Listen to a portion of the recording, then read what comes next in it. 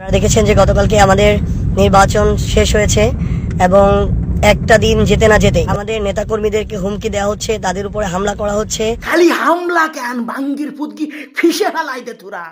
বাংলাদেশের বাজানরা এই বাঙ্গির ফুদকি ফিসে ফেলাই দাও। এই যে সেই সব বাঙ্গির ফুত যারা আমাদের ভারত বিদ্বেষী কথাবার্তা বলতো, মানে সকালবেলা উঠে মুতার পরেতে রাত্রেবেলা হাগিয়ে ঘুমানি পর্যন্ত খালি ভারত বিদ্বেষী কথাবার্তা, ভারত বিদ্বেষী কথাবার্তা, ভারত বিদ্বেষী কথাবার্তা।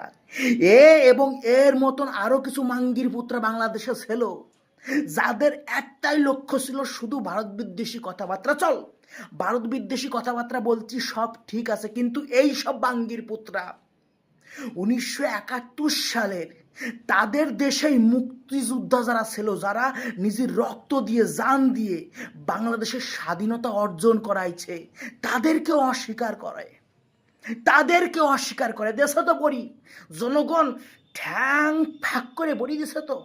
আর এইসব বাঙ্গির পুদগি ধরে ধরে এরকম টানিয়ে এগে মারিয়ে বালি চাপা দিয়ে দে। তোরা কি করতেছো বাংলাদেশের লোক? এইসব হাঙ্কির পোলাদের উস্কানিতে বাংলাদেশ কয়েকদিন আগে দাউ দাউ করে জ্বলতেছিল, ইকোনমিক্স মহিষীর গাড়ার মধ্যে ঢুই গেছিল, মনে নাই?